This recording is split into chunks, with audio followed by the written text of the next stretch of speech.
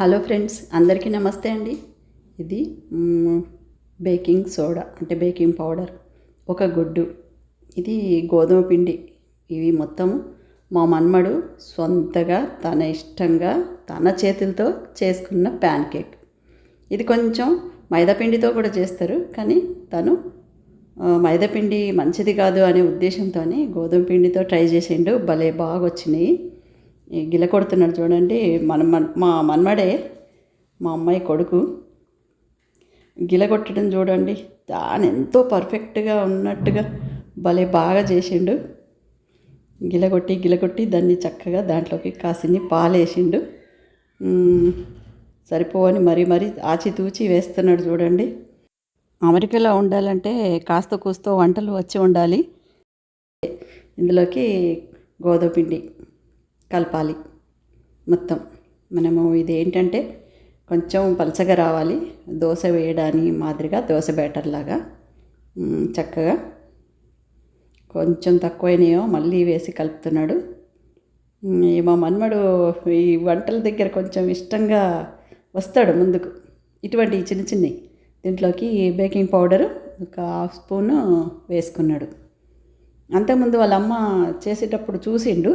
ఇంకా తను ఈసారి నేనే చేస్తాను, కొంచెం స్పెషల్గా చేస్తాను అని చెప్పి తన సొంత ఐడియాతోని ఇలా చేశాడన్నమాట. ఈ బేకింగ్ సోడా వేసి బాగా కలియబెట్టేసిండు. చక్కగా ఒక 2 మినిట్స్ కలపాలి. చక్కగా బాగా ఉండలు లేకుండా ఎక్కడ కలపాలి. బాగా కలుపుతున్నాడు చూడండి. అంత మొత్తం ఎంతో వంటలు వచ్చిన వాళ్ళగా చేసేస్తున్నాడు చకచక. భలే బాగుంది అదన్నమాట. ఇంకా అది దులిపి పక్కకు పెట్టిండు. ఇది కొంచెం బటర్ ప్యాన్ పెట్టి దాని మీద కొంచెం బటర్ రుద్దేసిండు. బటర్ రుద్ది కొంచెం వేడయ్యాక చక్కగా గరిటెతో పోస్తాడు చూడండి.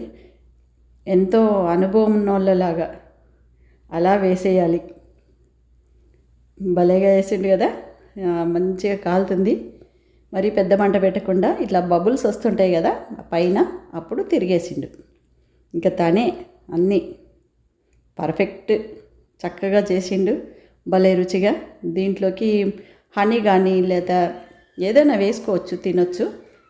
కానీ మా మన్మడు భలేగా కొత్త రకం నేను చేసి చూపిస్తా అనుకుంటా చేశాడన్నమాట. చూడండి ఎలా తిరిగేస్తాడో, ఎంత బాగా వచ్చిందో తనకి. అయితే చూస్తే 10 ఇయర్సేనండి. చూడండి 3 చేసిండు చక్కగా. ఇంకా దీని మీద మనం చక్కెర వేసుకొని తినొచ్చు. కొంచెం పిల్లలకి ఏది ఇష్టమైతే అదే వేయచ్చు. చక్కెర వద్దనుకుంటే హనీ వేయచ్చు. ఇలాగ కొంచెం దాని మీద కూడా కొంచెం ఇది రాస్తున్నాడు బటర్, కొంచెం రుద్ది చక్కగా తనే అరేంజ్ చేసుకున్నాడు. అరటిపండు మొత్తం ఇట్లా సన్నగా స్లైస్లాగా కట్ చేసుకున్నాడు, చేసి దానిపైన పెట్టిండు. ఇది తన స్పెషల్ ఐడియా అని చెప్తున్నాడు. ఇట్లా వేసుకొని చక్కగా తినచ్చు.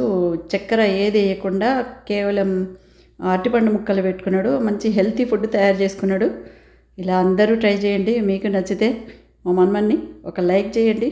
మరి మీకు నచ్చిందా? తప్పకుండా ఒక లైక్ చేయండి, కామెంట్ చేయండి. థ్యాంక్